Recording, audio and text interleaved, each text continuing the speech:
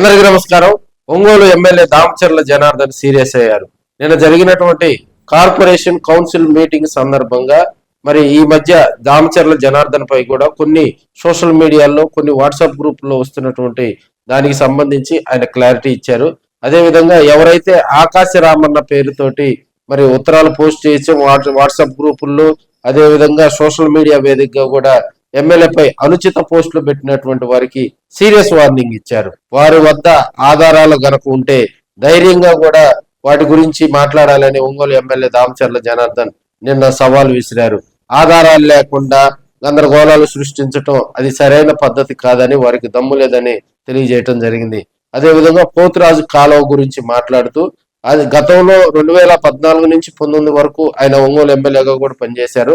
ఆ టైంలో దానికి సంబంధించి మరి నిధులు వాటినన్నింటిని కూడా సమీకరిస్తే తర్వాత వచ్చినటువంటి వైసీపీ గవర్నమెంట్ దాన్ని గందరగోళాలు సృష్టించిందని, ఇప్పుడు దానికి టెండర్లు పిలవాలన్నా కూడా భారీ వ్యయం వెచ్చించాల్సి వస్తుందని కూడా ఆయన దానిపై మాట్లాడటం జరిగింది. పనికి మాలిన ఎదవలు తమపై ఎవరైతే పనికి మాలిన ఎదవలు తనపై పోస్టులు పెడుతున్నారో వారిపై కఠినమైనటువంటి చర్యలు తీసుకుంటామని, అదేవిధంగా తాను ఒంగోలు అభివృద్ధి ధ్యేయంగా కూడా ముందుకు వెళ్తున్నానని సందర్భాల్లో కూడా తన బర్త్డేను టార్గెట్ చేసి వరుసగా కూడా ఈ సంవత్సరం అంత ముందు సంవత్సరం ఈ 3 సంవత్సరాల పాటు కొంతమంది అనుచితమైనటువంటి పోస్టులు పెట్టడం కూడా అది కరెక్ట్ కాదని ఎమ్మెల్యే దామచర్ల జనార్దన్ గారు కూడా దానిపై స్పందించడం జరిగింది. ఎవరైతే ఆ సోషల్ మీడియాకి సంబంధించి ఆ పోస్టులు పెడుతున్నారో వారిపై చర్యలు తీసుకుంటామని ఆయన తెలపడం జరిగింది. ఒంగోలు ఎమ్మెల్యేపై పోస్టులు పెట్టేటువంటి బ్యాచ్ మరి కూటమిలోనే భాగస్వాములై ఉన్నారా లేకపోతే ప్రతిపక్షంలో ఉన్నారా అనేది కూడా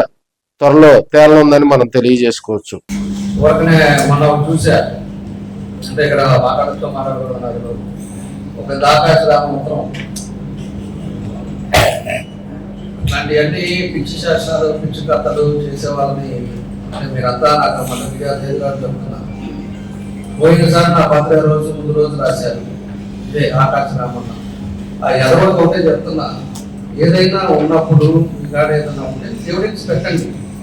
ఫలానా ఇదిగో ఫలానా దగ్గరికి జరిగింది అని చెప్పేసి పెట్టండి. ఆ దమ్ము లేకుండా ఓటనే రిజిస్టర్ పోస్టులు ఇవన్నీ చేసినంత మాత్రాన ఇక్కడ ఎవరు దాని గురించి ఆలోచించడానికి కూడా ఎక్కువ ఆలోచించే మనస్తత్వం కాదు నాకు. ఎవరో మాట్లాడేది ఏదో పద్ధతులు చేసినప్పుడు దాని గురించి నేను ఎక్కువ ఆలోచించడానికి కూడా తెలియజేస్తాను. నేను కరెక్ట్గా ఉన్నానా లేదా, మనం చేసే పని కరెక్ట్గా ఉందా లేదా, ఆ పద్ధతులే కావాలి. లాస్ట్ ఇయర్ కరెక్ట్గా చేశారు, అంతకుముందు లాస్ట్ ఇయర్ ఒకసారి చేశారు, థర్డ్ టైం ఆకాశ రామారాయణ తీసుకెళ్ళి విజయవాడ వేస్తారు, పనికిరాని చేస్తారు, అది తీస్తాను. నేను కూడా ఎందుకులేని ఊరుకుంటా ఉంటే అది మంచి పద్ధతి కాకుండా చేతకంతనం. దాని సంగతి కూడా చూస్తాము. అది కూడా ఎవడనేది కూడా చేస్తాం. కొంతమంది ఏమో బయట ఊళ్ళో కూర్చున్నారు హెడ్ మాస్టర్లు, ఇక్కడ ఉండేదో ప్రతనాలు చేపిస్తున్నారు, ఫిక్స్ చేస్తారు. అవి కూడా ఎవడెవరు ఉన్నాడు అది కూడా వేస్తాం. కాబట్టి అభివృద్ధి ఈ విధంగా ఇవన్నీ చేస్తా ఉన్నాం. దాంతోపాటు ఈ రోజుగా మనకి ఈ పోతురాజు కాలువ, అదేవిధంగా నల్లగాలను కూడా ముఖ్యమంత్రి గారి దృష్టికి తీసుకెళ్తాం. ఏదైతే ఇదివరకు అనుకున్నాం అండర్ గ్రౌండ్ డ్రైనేజ్ సిస్టమ్ కోసం అని చెప్పేసి ఆ రోజు లోకేష్ గారు పాదయాత్రలో ప్రాసెస్ చేశారు.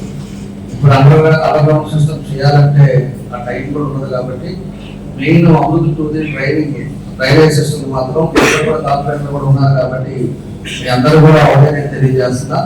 ఇది పని మొదలు పెట్టిన తర్వాత అన్ని రోజులు పడతా అంతా కొంతవరకు ఉంటుంది. పబ్లిక్ చాలా అవుతారు, ఇదేంటి పగలబట్టాలి, ఇదేంటి ఏం చేస్తున్నారు ఏంటి అనేది మాత్రం ప్రజల్లో ఉంటది. కానీ మీ అందరూ కూడా తెలియపరచండి. ఎందుకంటే మనకు అప్పుడు 1.5 ఇంచులు పైపులు వేసారు, దాని 3 ఇంచులు పైపులు వేస్తేనే